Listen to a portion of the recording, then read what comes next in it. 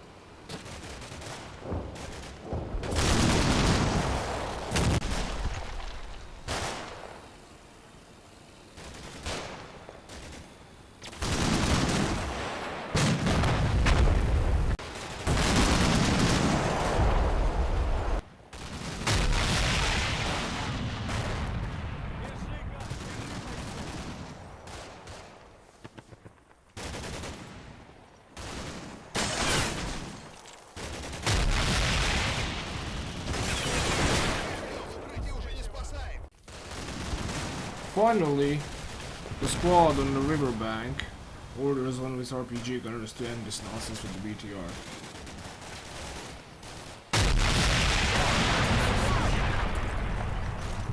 It only took 7 RPGs.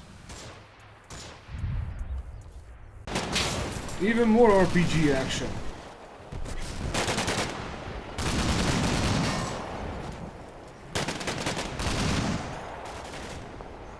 This Ukrainian rocket section almost nails one of my snipers who had just escaped his position in the forward house.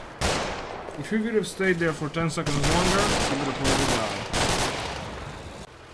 After taking the shot, the Ukrainian squad advances further into the village, under cover fire and the watchful eyes of the BTRs. Meanwhile, the RPG team has finally arrived at its new position at the bridge. They are on hold fire orders as of right now.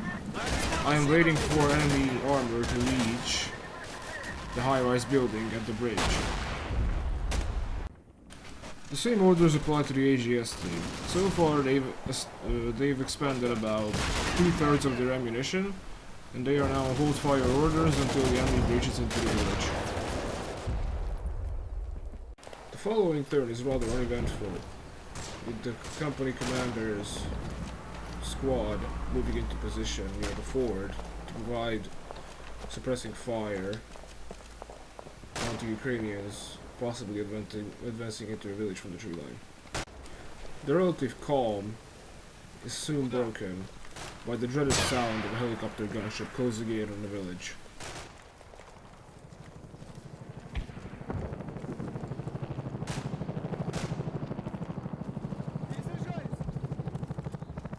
Things are about to get a whole lot more difficult.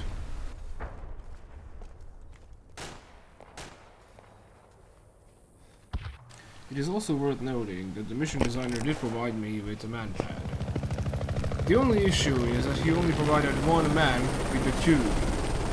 Manpad teams are two-man operations. In combat mission, a single-man manpad team does not work properly, as you will be able to see in this video.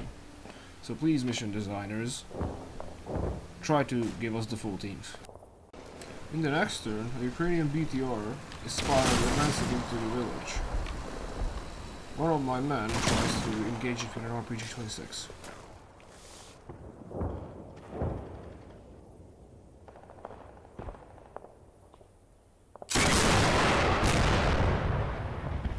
But the rocket yet again falls just a few meters short of its target. This squad attempts to move into one of the central houses in the village.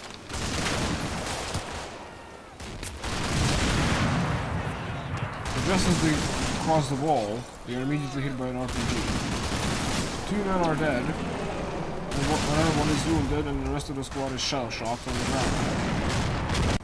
At the same time, the Mi-24 makes a rocket run on the village.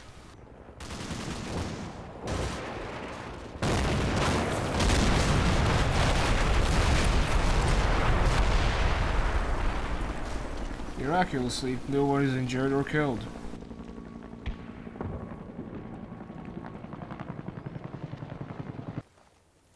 Meanwhile, on the left flank, this squad is returning to the hedgerow in order to provide first aid to their fallen comrades. The RPG gunner of the fort has lost his assistant, but still fires a rocket to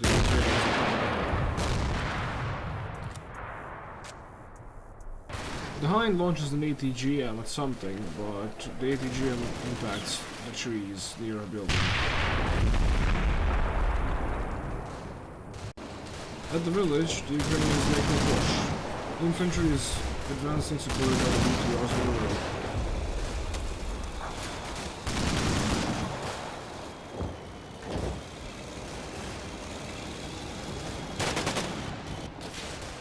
Of course, they come under fire from just about anybody.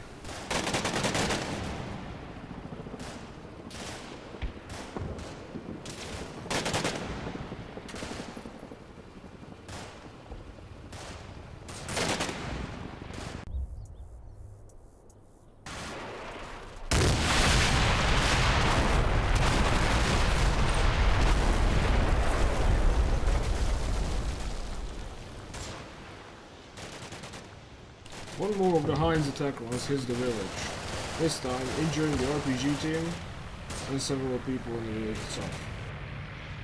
The RPG team's attempt to destroy the BTR with a rocket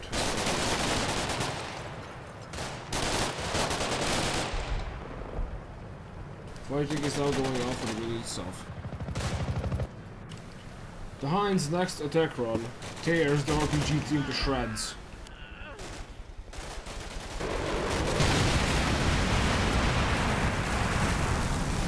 Both of them are killed instantly by 30mm cannon fire.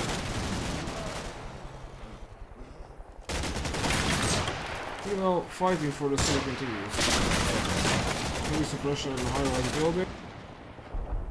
And snipers working on Ukrainians trying to get a base of fire on the hill.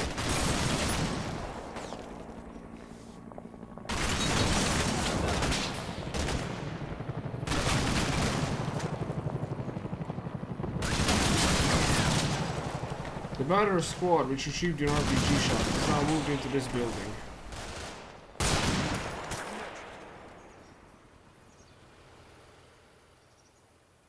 It is now time for a 20-minute recap.